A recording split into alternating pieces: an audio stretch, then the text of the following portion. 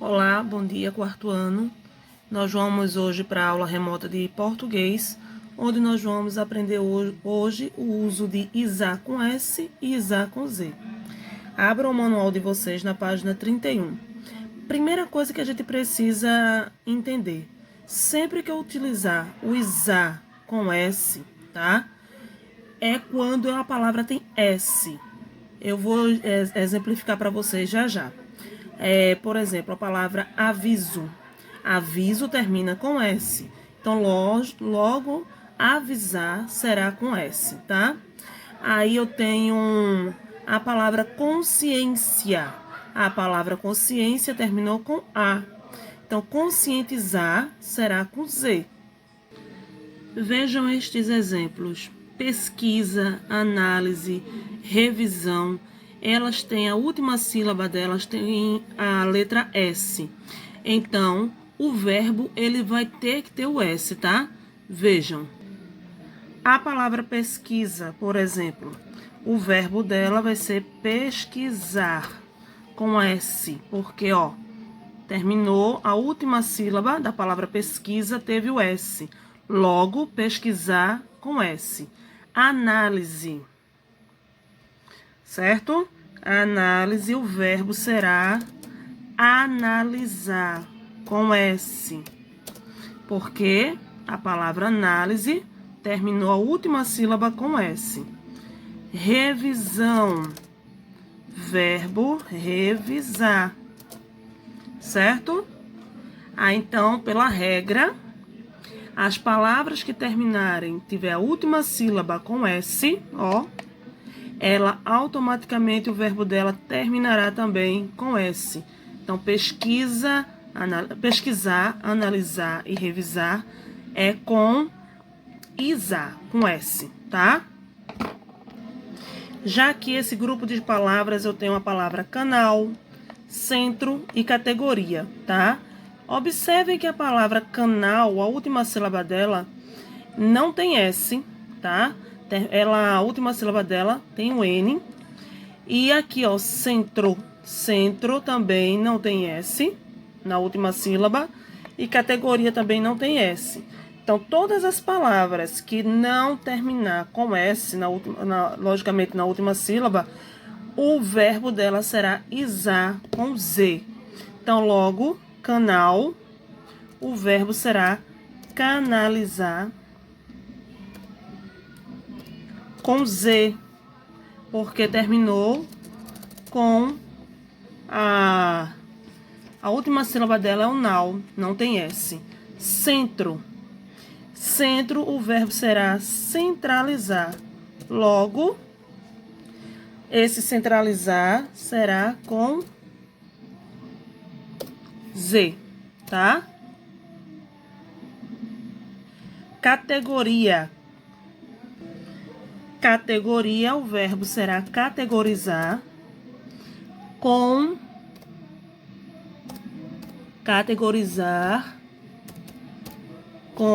ISA, com S, com Z, desculpa.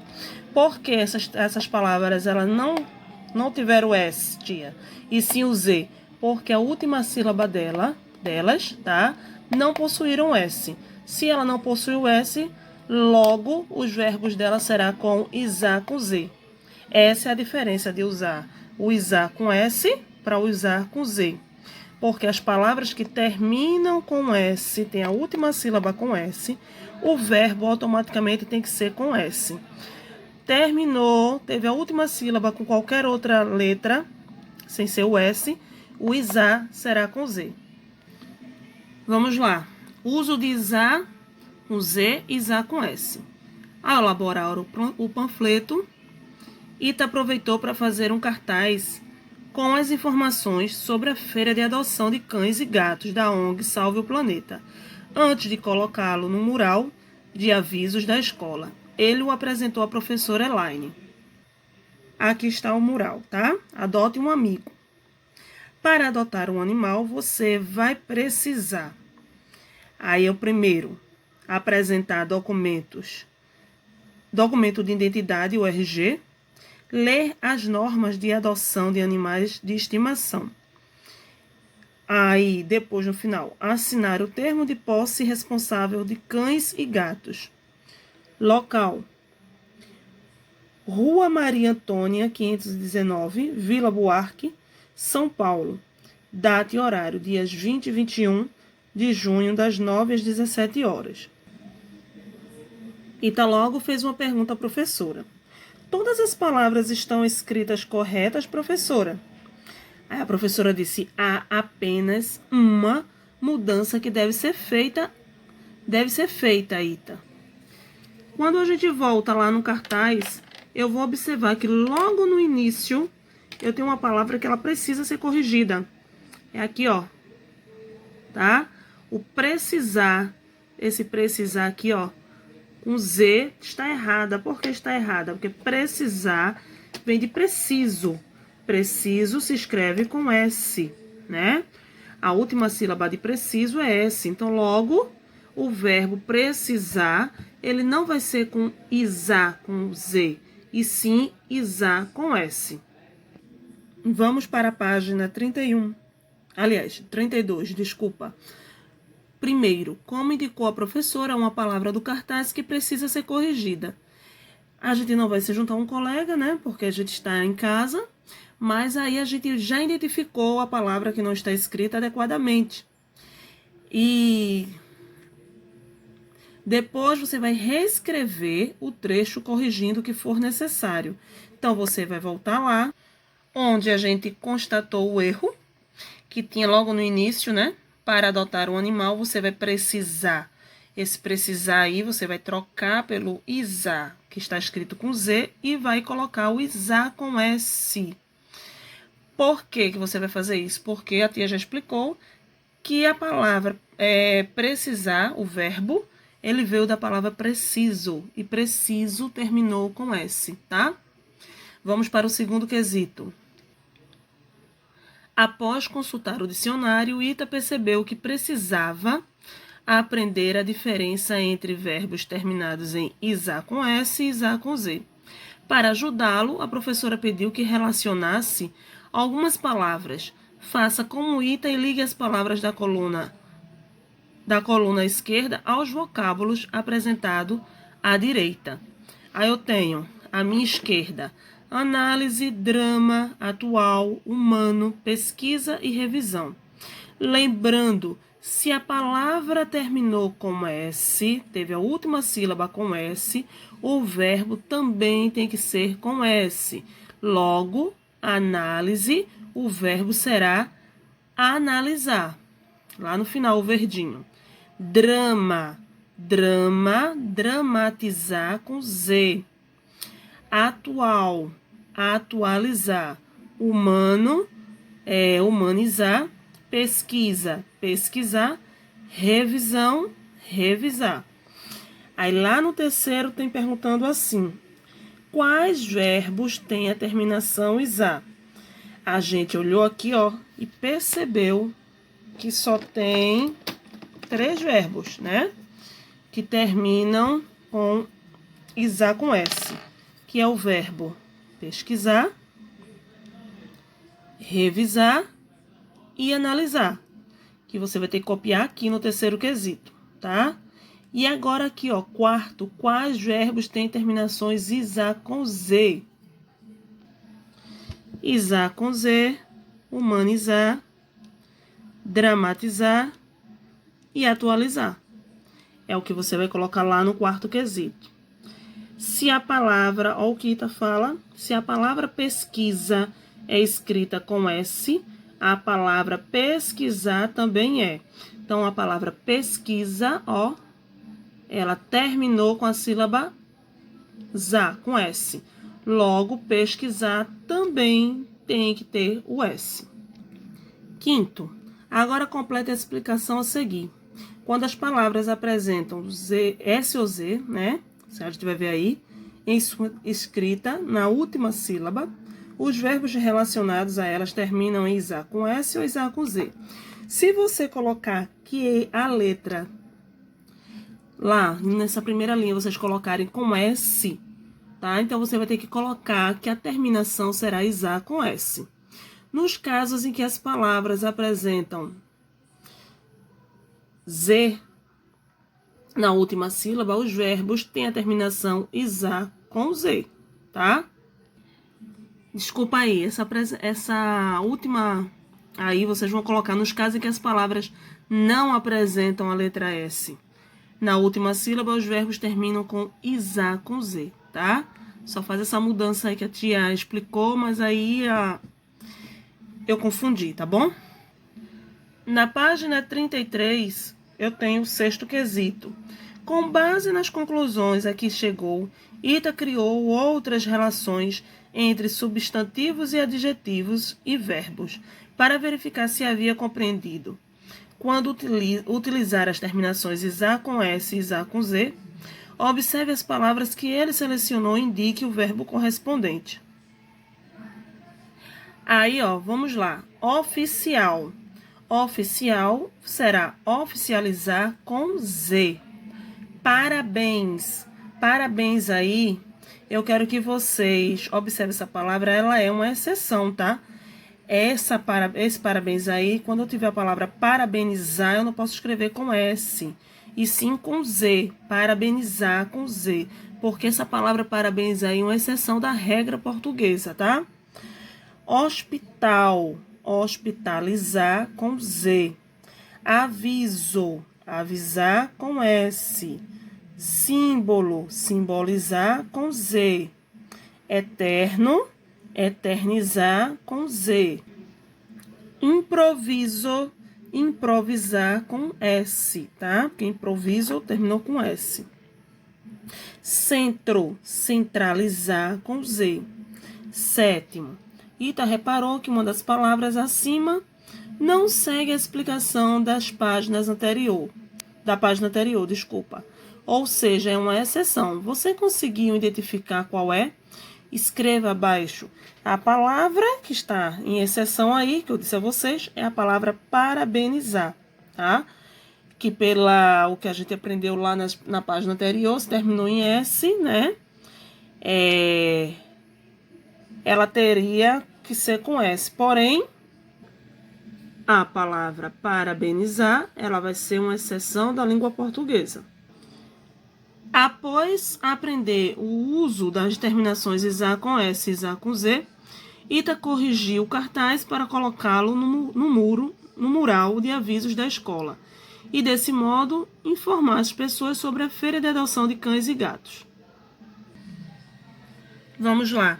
Página 34, na ponta da língua, uso de vírgula e dos dois pontos. Aí vejam bem. A feira de adoção de cães e gatos foi um sucesso. Tanto a professora Elaine quanto alguns colegas da classe de Ita estavam presentes. Ao ver tantos animais que precisavam de um lar, a professora não resistiu ao encanto de um gatinho. Para adotá-lo, ela precisou assinar um termo de adoção. Termo de adoção de animal. Eu, Elaine Barcelos de Sá, responsabilizo-me por. Observem que logo após o eu, aí vem o nome da professora, depois do eu vem uma vírgula e depois do nome da professora vem uma vírgula.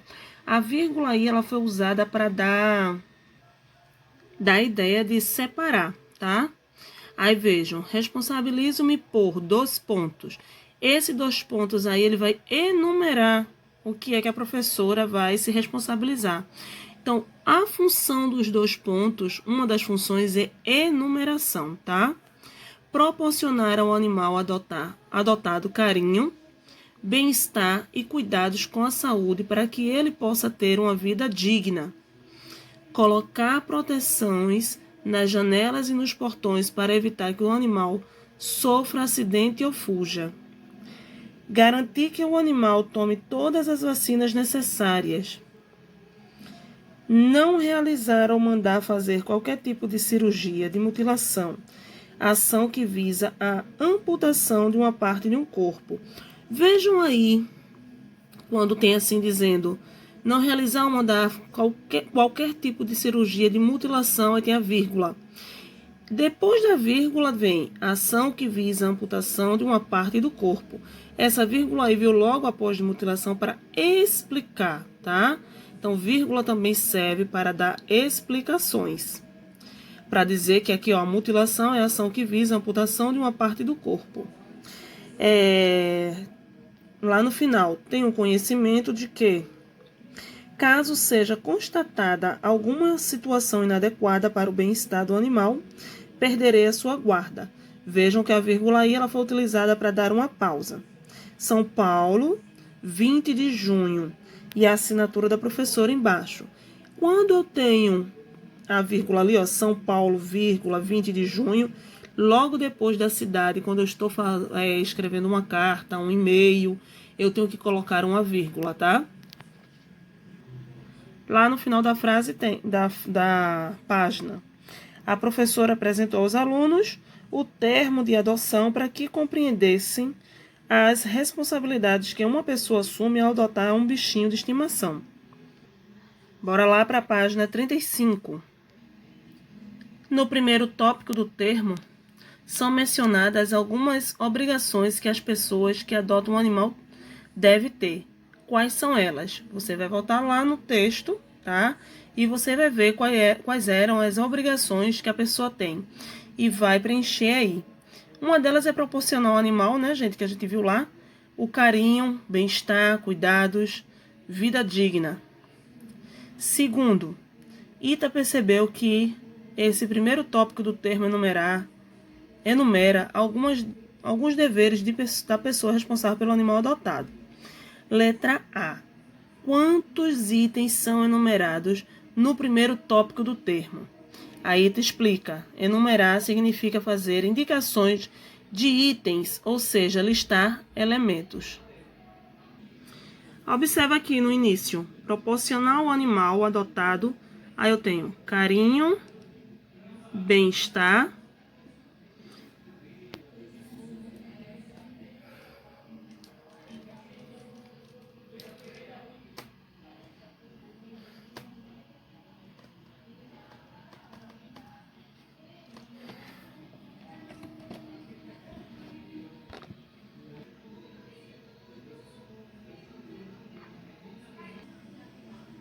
o trecho que a gente vai ver isso daí, né? Que a pessoa está se responsabilizando.